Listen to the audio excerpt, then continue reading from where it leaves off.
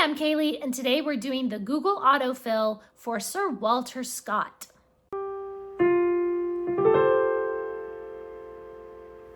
So I started doing this series where we ask Google different questions about classic authors and learn a little bit about some of my favorite authors. Sometimes the questions make no sense. You get some weird questions on Google sometimes, but that just makes it even more fun. I've already done videos for Dickens and for Trollope. I will leave a link to those videos in the description so you can go over and watch those. But because we are doing the Febregency Readathon this month, and I'm right in the middle of reading Heart of Midlothian, today we're doing Sir Walter Scott. We're going to ask Google who, what, why, when, where, and how all about Sir Walter Scott. Before we dive in, I'm going to reach back here to our Booktuber Shoutout book, and we're going to shout out somebody randomly.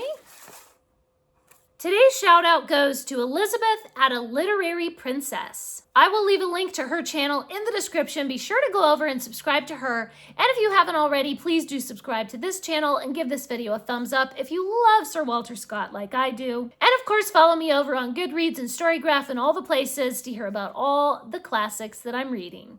As I said, I'm right in the middle of reading Heart of Midlothian and enjoying it so much. Every time I read another book by Sir Walter Scott, I'm just reminded, oh yeah, this is why I love Sir Walter Scott. His characters are just so compelling. The plots are so adventurous and interesting and mysterious. And of course, I love learning about history. And there's just something about that Scottish national character, I guess, that I just find so delightful and attractive.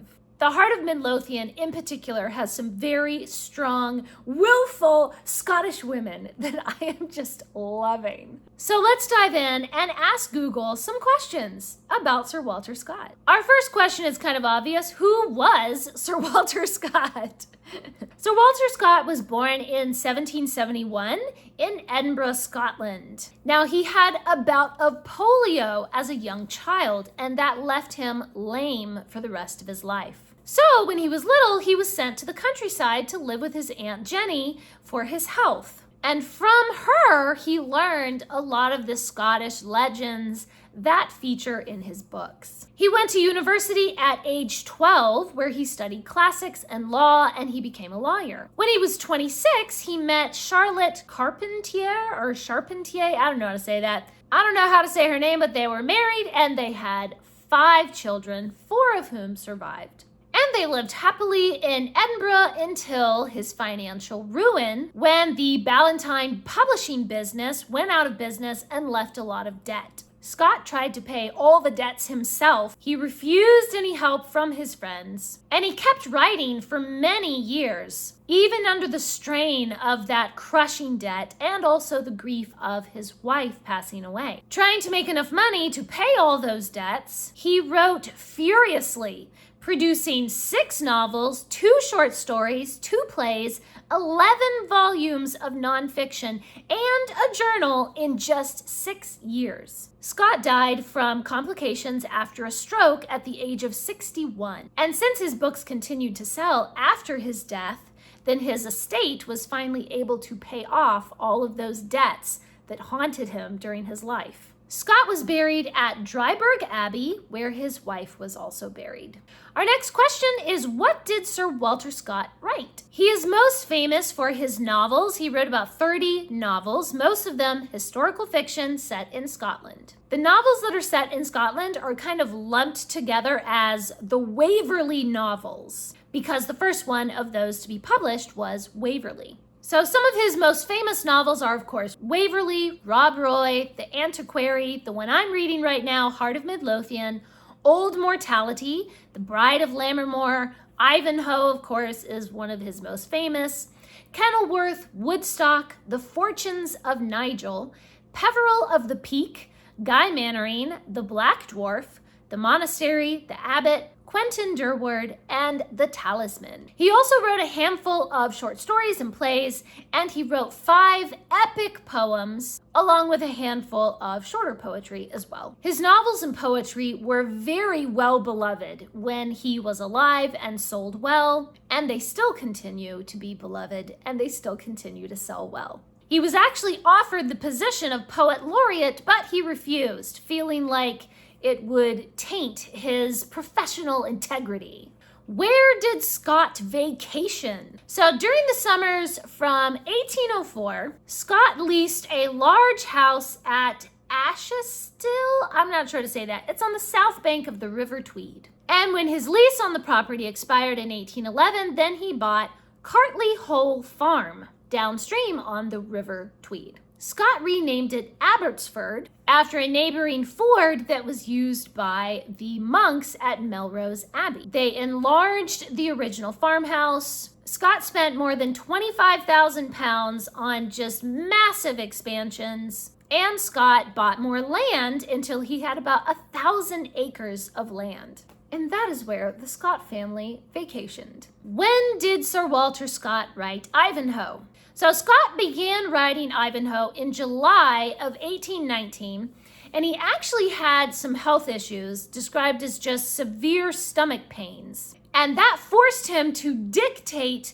the first half of the novel to two different secretaries who would write it all down. But then his health improved and he was able to write for himself for the second half of Ivanhoe. Scott really loved researching history, and that goes all the way back to his childhood when he loved researching history. And he had already done a few of the Waverley novels. Scottish history was very familiar to him, but with Ivanhoe, this was a very different time period than his usual novels. So he spent a lot of time researching the type of language that would have been used in those days and all the different plot points in the story that he wanted to create.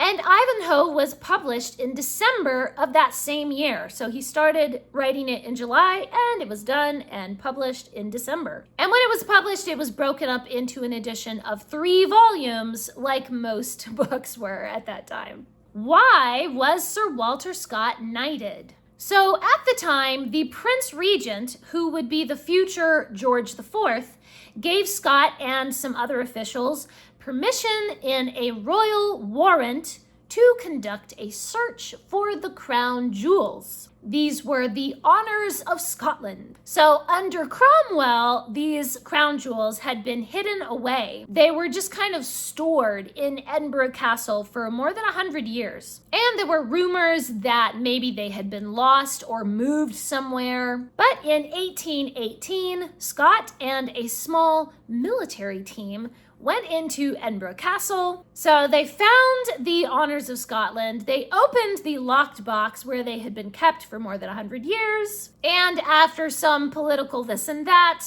then the Prince Regent granted Scott the title of baronet. How many children did Scott have?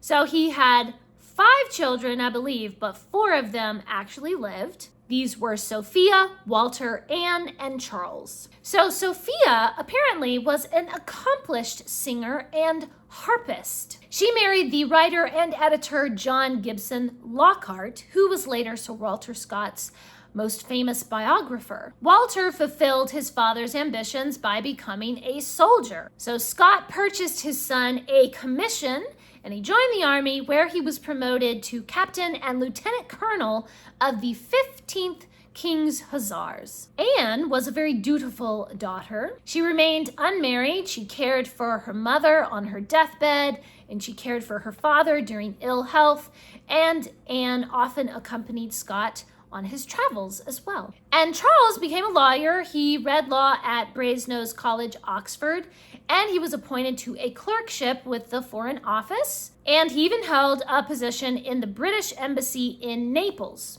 But then in 1841, he went on a mission to the court of Persia, but he died of a fever almost immediately on arrival. And we have a bonus question: how many poems did Scott write?